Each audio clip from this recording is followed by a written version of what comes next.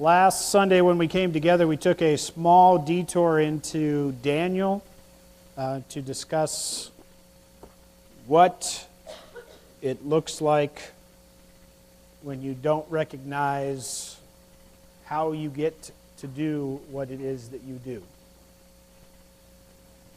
Fortunately, just double check, did any of you lose your mind and start eating grass? And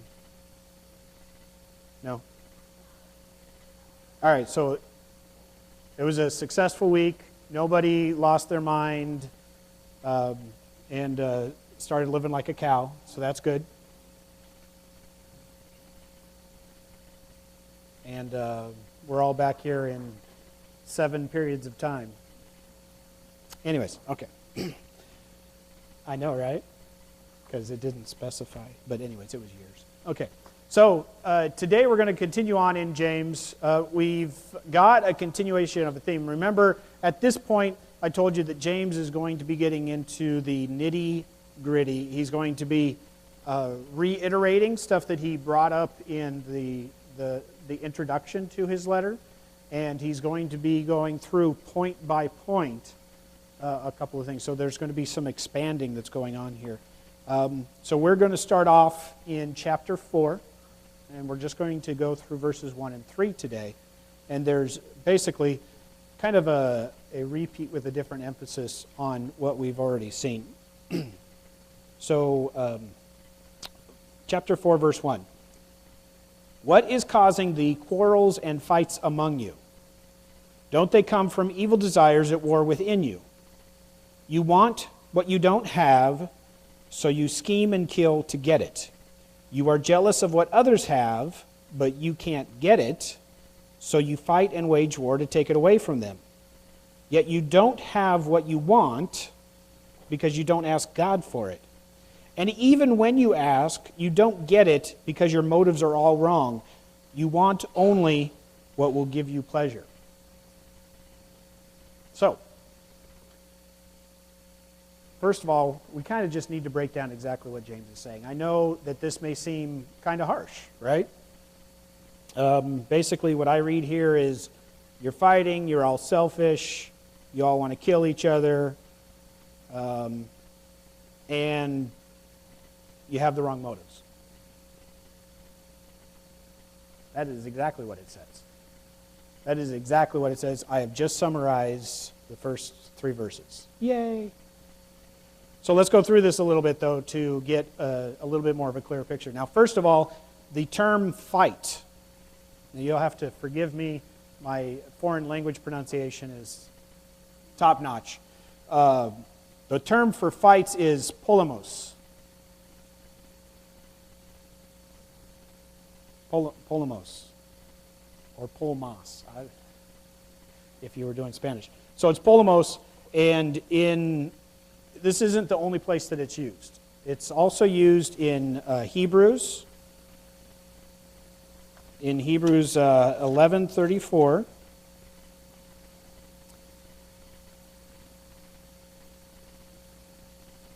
I'm going to start in 32. So how much more do I need to say? It would take too long to recount the stories of faith of Gideon, Barak, Samson, Jephthah, David, Samuel, and all the prophets.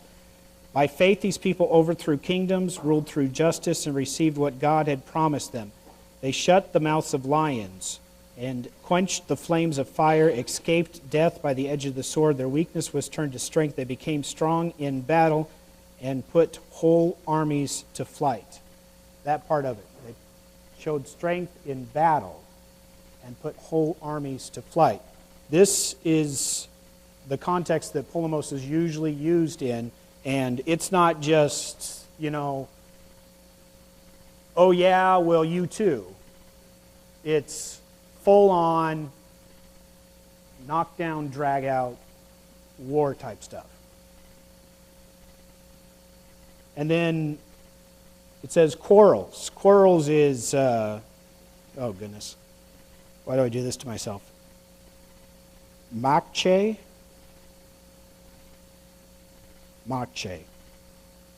It's used in other literature specifically only for battles. So this isn't this is just reinforcing. This is heavy stuff. This isn't just, me and Pastor Monty arguing over the proper amount of time for an egg to boil. He'd win, by the way. But this is serious infighting. Now, James is addressing this. You have to wonder why he's addressing it. Well, this is a practical issue. This is something that's going on. We're not quite there in Galatians, but the Galatians dealt with, this type of serious fighting. The Corinthians, they dealt with this serious type of infighting. There was full-on factions. There were disagreements that broke apart the whole assembly in these towns and these regions. This was heavy stuff, and it is a thing that had to be addressed.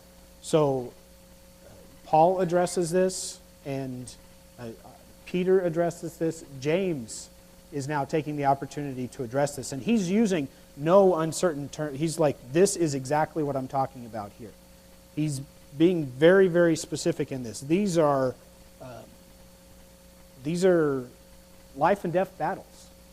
It's not a disagreement.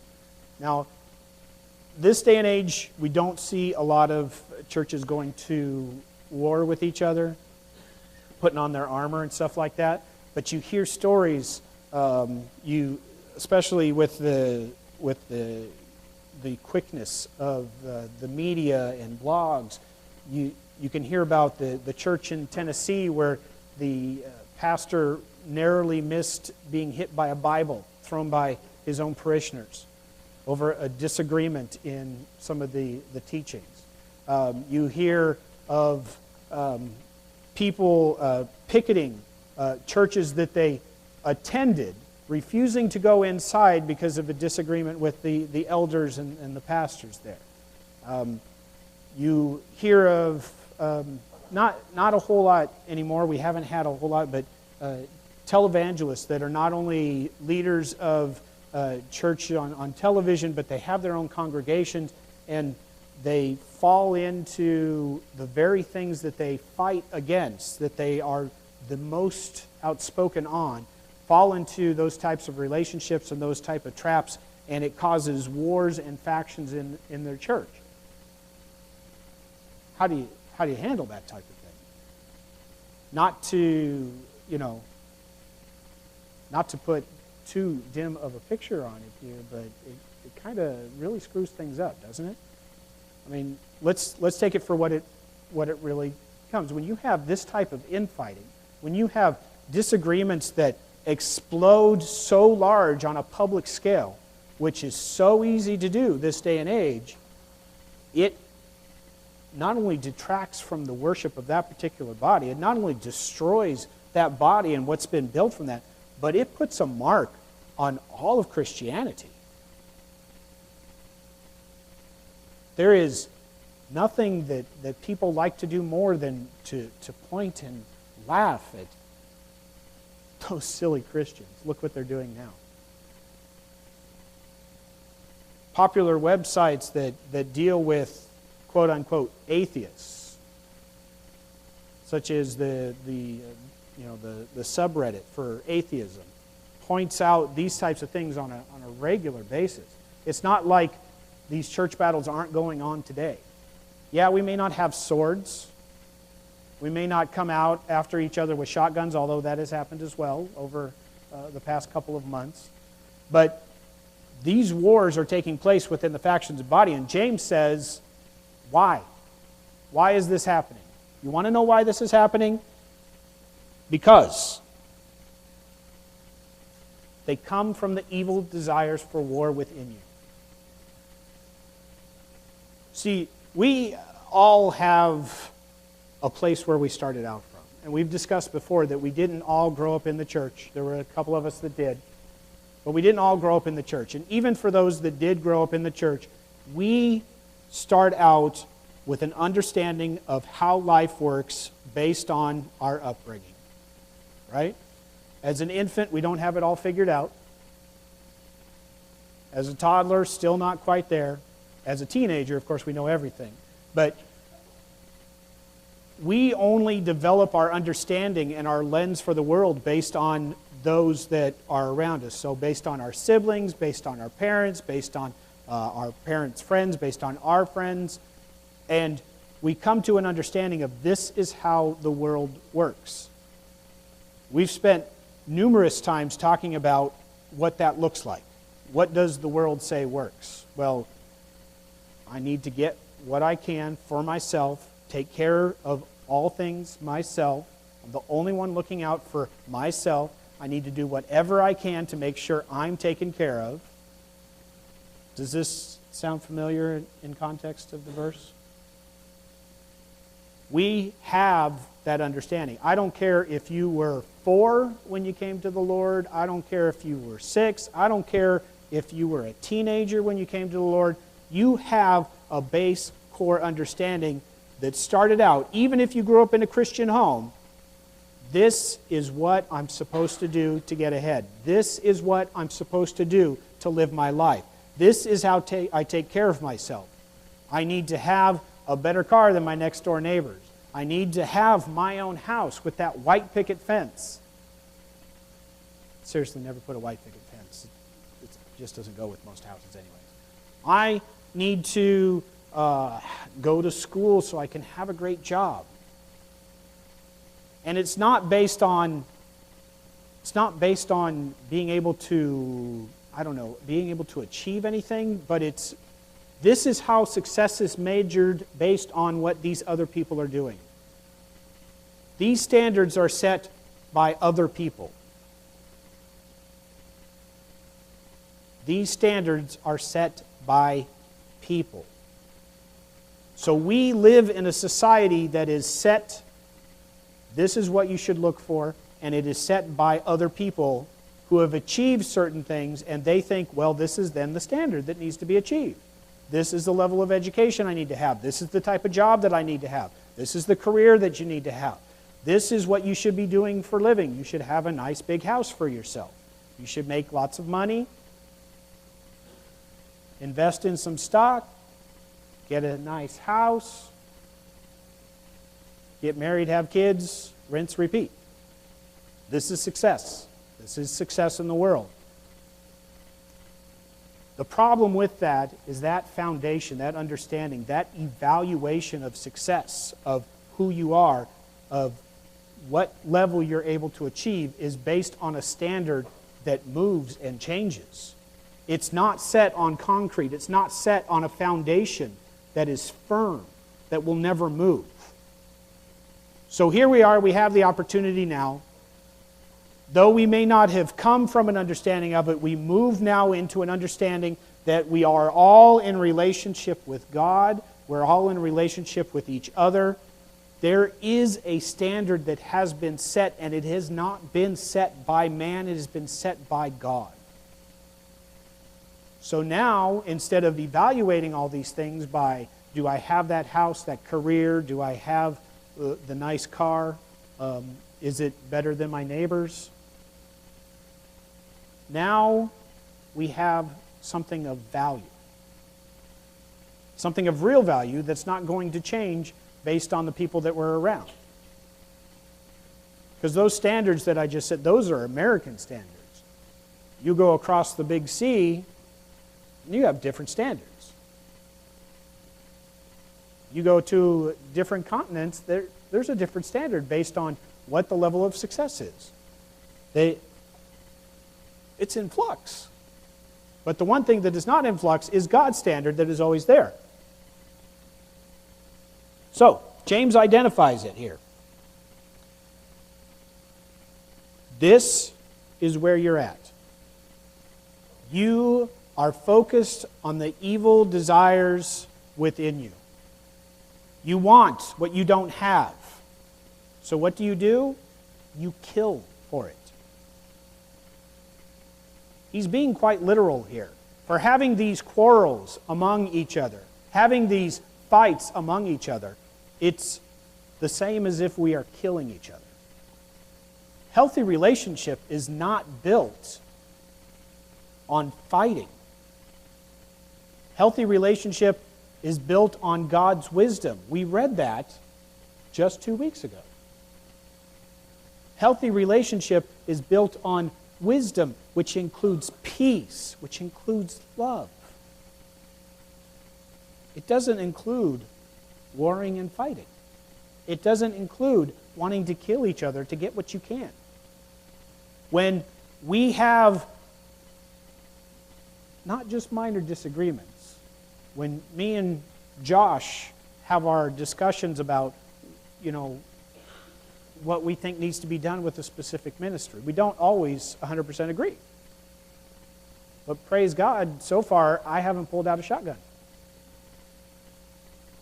He hasn't pulled out, an Uzi or something. We're not at war about it.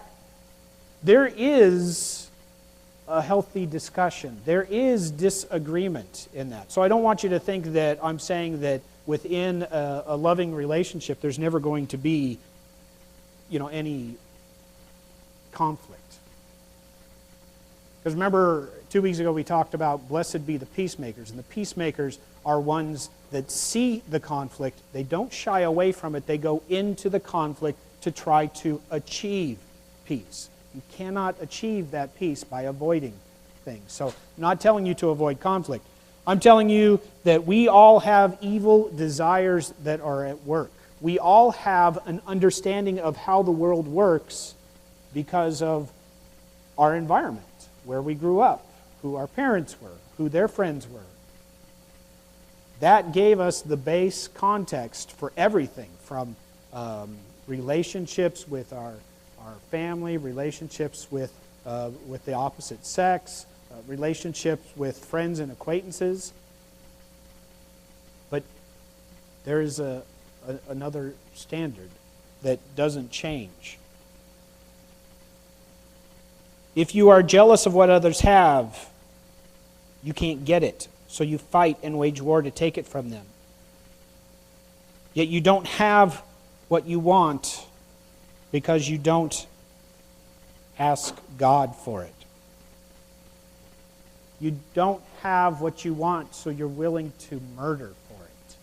You're willing to kill the relationship that you have with each other to get that which you think that you need. I want you to take this. You don't have what you want because you don't ask God for it. And even if you do ask, you don't have the right motive. I want you to take that and contrast that back in chapter 1 to verse 5. Remember, when we spoke about this, we spoke about the fact that it's not just specifically wisdom that we're talking about. James says, if you need wisdom, ask our generous God, and he will give it to you. He will not rebuke you for asking. But if you ask him, be sure that your faith is in God alone. Do not waver, for a person with divided loyalty is unsettled as a wave of the sea that is blown and tossed by the wind.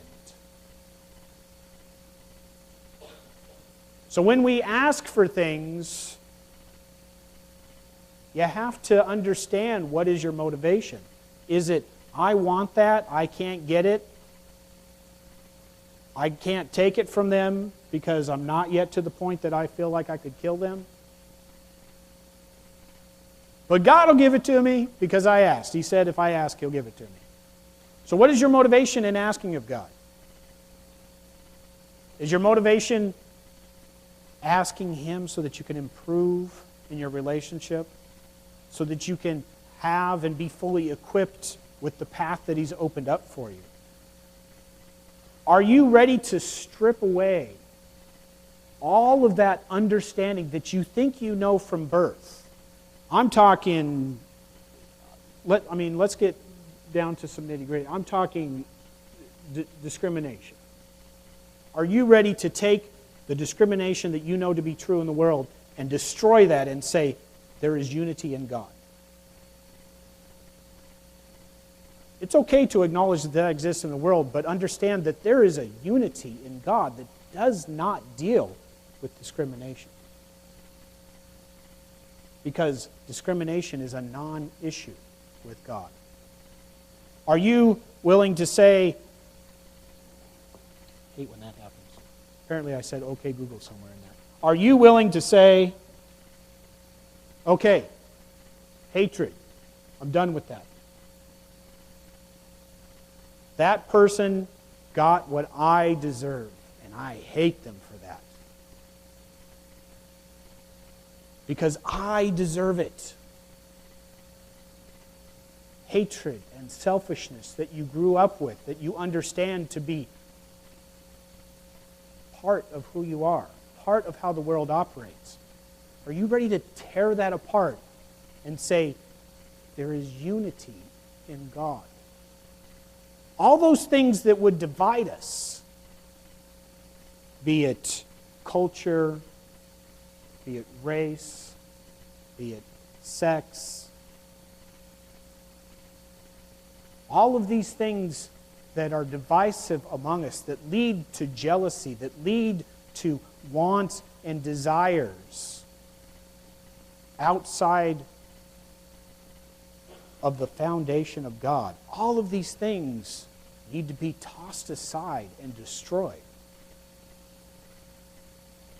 All of these things don't hold the value that we think that they do, because it's subject to change. It goes up and down. It's like the stock market. It's crazy. But the one thing that doesn't change is our relationship with God. He is always sought after us, and it involves peace. It involves love. It destroys all division. There is no jealousy because we all have what we need. And if we don't have what we need, with the proper motivation, we know how to get what we need. And it isn't because I come and I take what you have because I think I deserve it.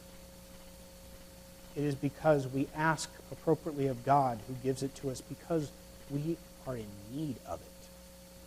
Because we don't want it for foolish motivations, for our own jealous reasons. We don't seek to lift ourselves up. It is because we need it in order to show who God is. We want it to enrich everyone's life, not just ours. For us, these types of wars and fights reveal wrong relationship with God, and it manifests in our prayers because the motivations are wrong. Either we don't pray because we don't trust in God's grace, or we pray with the wrong motives. We pray with the wrong understanding.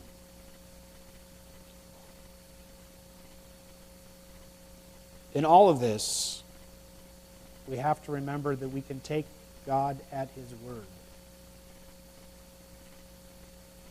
And we have to apply it with full belief and understanding of a practical situation in life.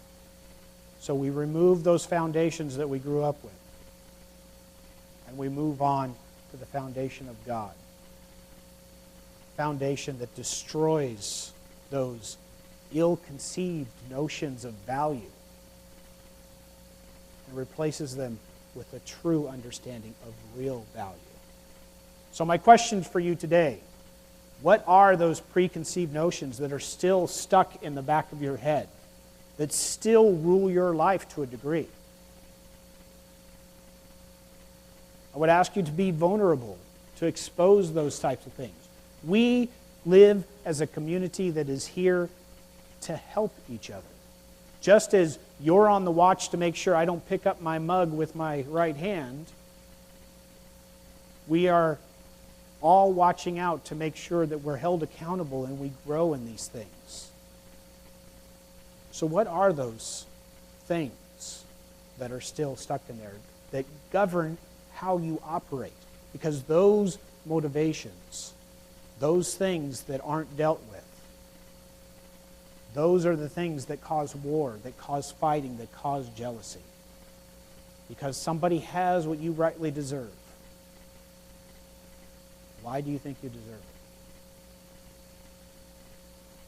it? And discuss what you think you can do to replace that with the correct motivation. So this isn't a just, hey, this is what's wrong. It's, hey, this is what's wrong. I think maybe this is what can help take care of that's what's wrong. Go ahead and discuss. Take the next 20, 25 minutes.